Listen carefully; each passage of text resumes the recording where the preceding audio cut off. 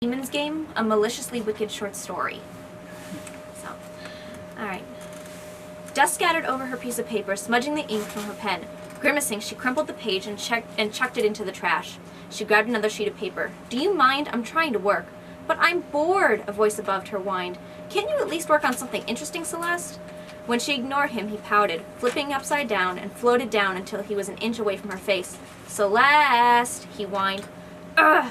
She threw down her pen and dragged her fingers through her black hair. Of all the spirits in this world and the next, I had to end up with a demon with ADD. Huh? Attention deficit disorder. You have the attention span of a gnat. Well, if you did something besides star charts and making smudge sticks, it might hold my attention for more than 2 seconds. Celeste sat back and glared at the demon. It was a rite of passage for a witch, once she reached 21, to summon a spirit.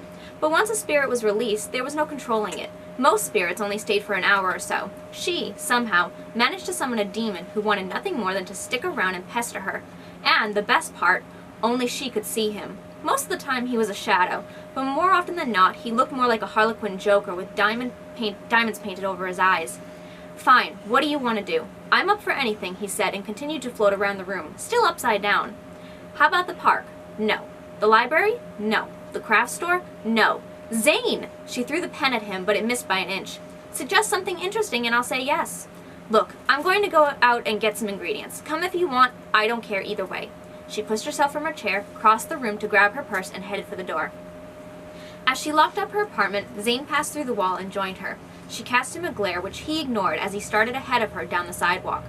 This was the most difficult part about having a demon around. She had to walk as if there wasn't anyone around her. If she started talking to him, it would seem as if she were talking to herself and everyone would think she was crazy. It was bad enough she was one of the few witches in this town, and that already made some people nervous. She didn't need to add crazy to her resume. She bit her tongue and forced herself to ignore Zane as he started causing trouble. A fruit vendor's watermelon suddenly scattered across the sidewalk as a leg of his cart broke off. A woman's skirt flew up over her head, eliciting a scream, despite there being nothing but a gentle breeze. Dogs began rabid barking at nothing, scaring a few children nearby and causing them to cry. If this kept up, she would be a witch, crazy, and bad luck all rolled into one. She knew these things only happened when she walked by. She would have to ask Zane to cause trouble far away from her when they went somewhere. Zane was more of a trickster than anything else. However, she had seen what he could really do when he was angry. Car accidents, broken elevators, glass shattering, objects falling, all kinds of mayhem. She had seen people seriously injured because of him, and he would laugh it off. Luckily, today didn't seem to be one of those days. Today he only wanted to cause minor problems in people's lives. She had to ignore it all as she continued down to the local apothecary shop and quickly slipped inside. There was a small sign on the counter that read, "Performing a reading, please await service," and in small text, "Video surveillance in use." Celeste shook her head and went about inspecting crystals and charms. It only took a few more minutes for Zane to find her and smile triumphantly, but her lack of enthusiasm for what he did didn't seem to diminish his mood in the least. In fact, he ignored her and began looking around for himself at what there was in the store. Now, Miss Lehman, the cards aren't 100%. Things can change by will and by accident. Celeste turned. A tall woman with chocolate-brown skin emerged from the beaded curtain in the corner of the room. With her was a middle-aged woman tightly clutching a purse. I know, the woman stammered. I just need some proof. Thank you. The woman paid for her reading and quickly left the shop. Celeste asked as she headed for the counter, "What did Mrs. Lehman want today, Jane?" Jane opened the cash register and inserted the money. "Same thing as always. A tarot reading to find out if her husband is cheating on her," she said casually, toying with the lock of her long curly hair, held back by a simple headband. Celeste would die for those curls. Today Jane had chosen an amethyst purple cotton dress and a shimmering silver eyeshadow to match. Celeste asked, "Is he?" "Of course he is. The cards tell me so. But she's looking for any excuse to cling to her marriage." She laughed and folded her arms on the counter. In addition to giving readings, Jane was a licensed pharmacologist and grew medical plants in an organic green room. She sold her natural treatments and medications, which she made in the back of the shop. She produced everything from headache cures to ointments and creams. Her allergy medication flew off the shelves come spring, and her cold remedies in the fall. She was also Celeste's best friend. "So," Jane asked, "what can I do for you?" "I need some ingredients. Dry or fine, but fresh if you have any. Besides," someone was bored. "Ah," Jane's voice suddenly hushed as if it were a secret. "So he's still around?" Zane cried in indignation. "I'm right here!" He flew up right in front of Jane, but she could not see. Celeste pretended to see through him. Yes, he is," she sighed. "Dry ingredients are fine, live if you have them," she repeated by way of changing the subject. "Come on in back." Jane led the way to the back of the store, which she had turned into the makeshift green room. Plants were in bloom in every corner, and everything was categorized by type, the use, and then alphabetized.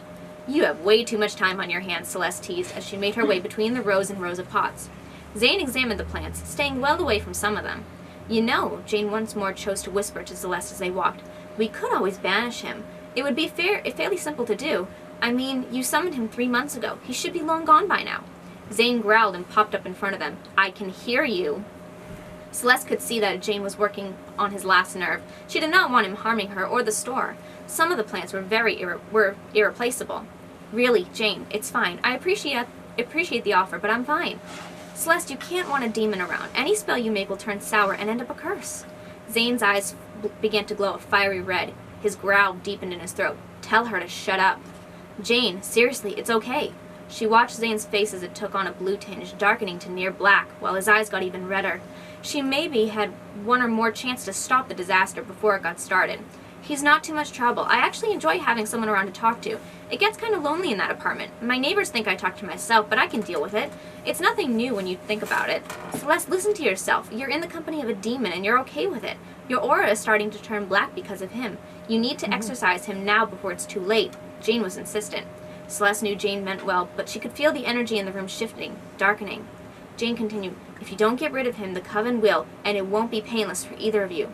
Zane roared, enough! Pots shattered, scattering plants and dirt in every direction. Wind howled in a cyclone and debris lashed at them like daggers on all sides. Celeste's cries were drowned out by the noise. Zane, stop! If she didn't stop this now, he could kill them both and level the store with little effort on his part.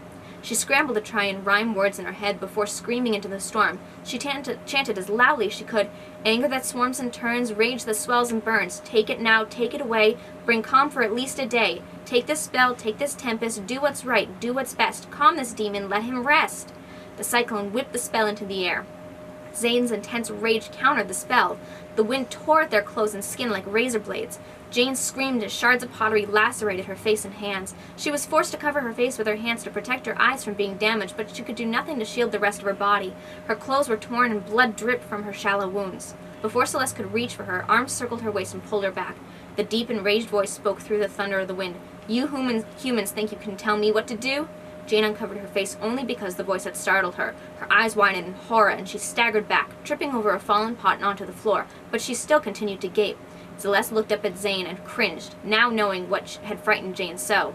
Zane had allowed himself to be seen.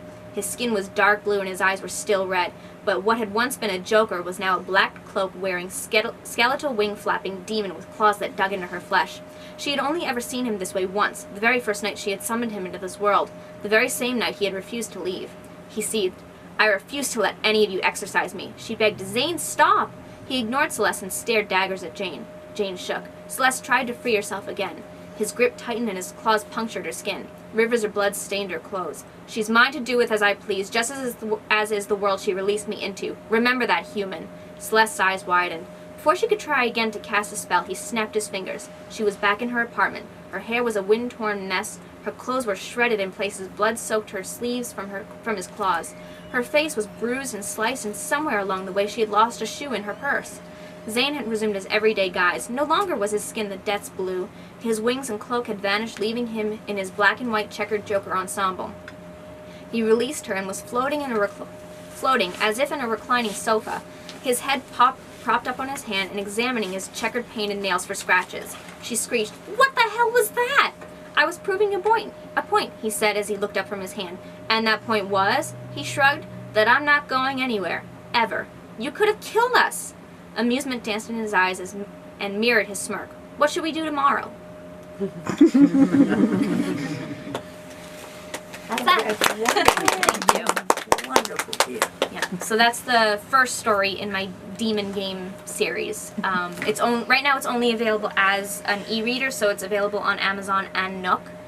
And then I have another short story in the anthology that we did with the characters getting into quite a bit of trouble at Spidergate Cemetery in Leicester. Yeah, Different characters. Different characters. I've always liked that setting, Spidergate. Yeah. I used to live in Leicester. I used to walk down there all the time. So. Oh, yeah. Okay. Yeah. So. Yeah. So why do you write about these kinds of characters? I just enjoy fantasy. I do. But when I write my books, I don't see the characters as humans. They're all anime characters.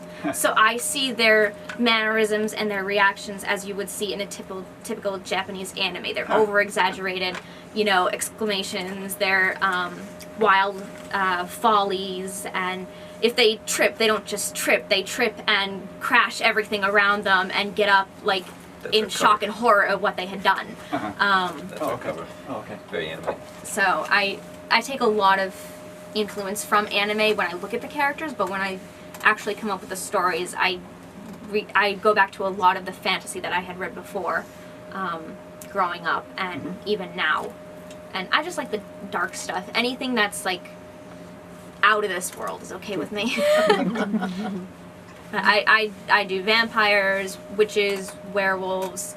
I do ghosts. I do elves, fairies, mermaids. I'll do a little of everything when it comes to fantasy. And I know witches are technically fantasy, but we're not. We're not. We're here. We're here. Oh yeah, absolutely. Yep. So, but yeah, and I'm working on a. I don't all do fantasy. I'm actually working on a teen series right now, where the characters are set. It's modern day, but the behaviors and ideals are very 1950s. The housemaker, the father goes off to work, and the daughter ends up in a school for spies. So she ends up becoming a spy. So I'm doing not all fantasy. Once in a while I get these ideas that's like, oh, that's different. I'll do that. So yeah, and I have a large trilogy that I'm working on that's in the works. That's set 500 years in the future. Oh, cool. So yeah, it's not sci-fi. It's very earthy fantasy. So So like a nature dystopia. no, I No? wouldn't Okay. say dystopia. I wouldn't say dystopia. It's just an earthy fantasy. Because they're not miserable. When you think dystopia, you think like Hunger Games, The Fifth Wave. They're all miserable. They're in these rundown cities, and that's not what it is. That's not. I wouldn't call it that. I would just call it an earthy fantasy. Okay. Oh, that's For good. that one. Yeah. So Yeah, there's way too many things set in the future where it assumes that everything's bad. gone to hell and things just life isn't good. yeah, Whereas if things fall apart, people survive. yeah, And hopefully, if something goes wrong, we'll figure out a way to get back to living with the planet like the planet actually wants us to live. That's My man. exactly her story. my man. Yeah. Because the So planet does want us to live, and if we act like the rest of the species on this planet are our kin, we will. yeah. If we don't, we won't. So that's. No, but I do like my darker stuff. I Okay. do like death and blood and it's good stuff. That's good reading for me. That's good reading. But most of my stuff is very clean. Right now, we'll see how I feel as I get better. But a lot of this, everything I have right now is very clean, except it's very dark, death oriented. What is it about that aspect of literature that interests you? Oh gods. Why darkness? I don't know. I've always loved vampires and werewolves, and I've always been fascinated with the supernatural, and a lot of the supernatural happens to revolve around darkness. Yeah.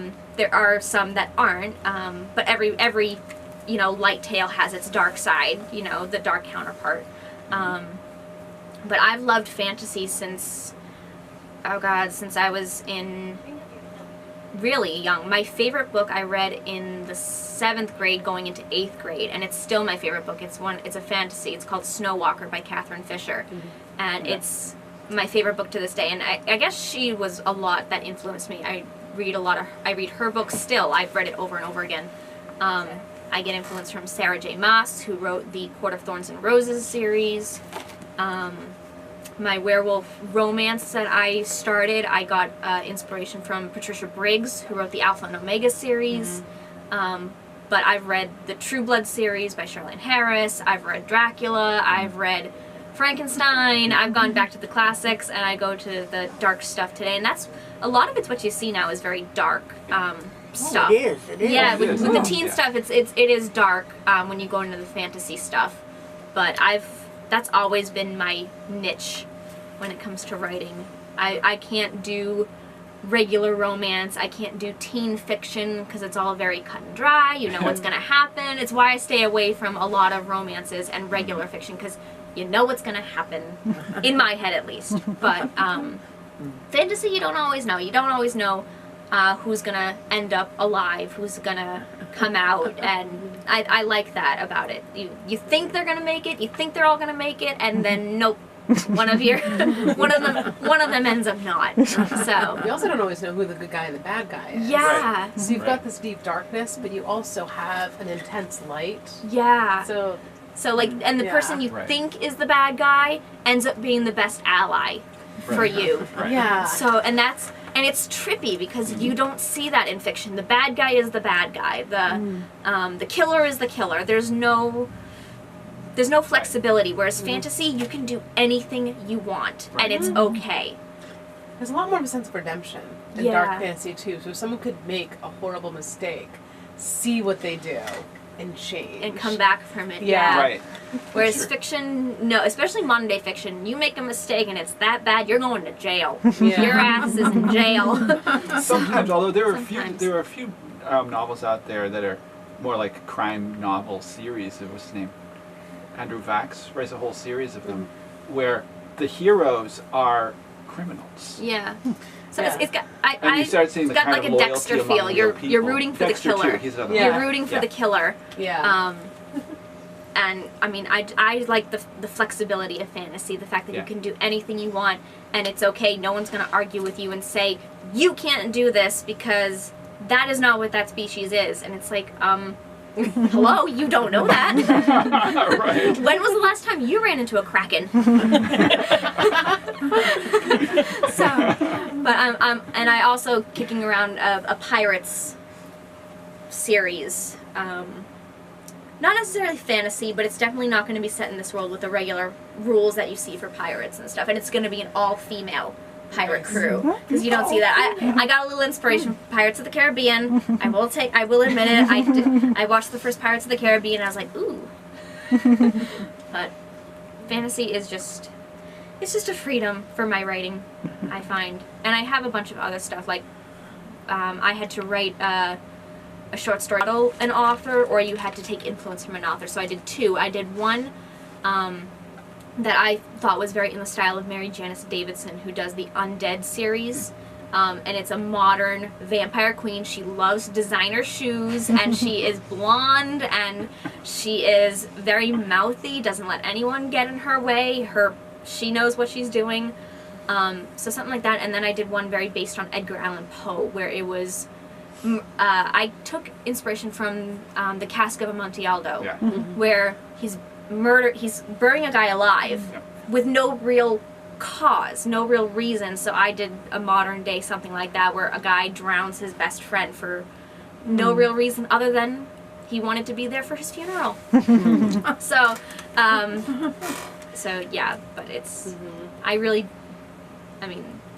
stick with fantasy. It's rare when I leave it. And I'm working on a pagan's children's book. So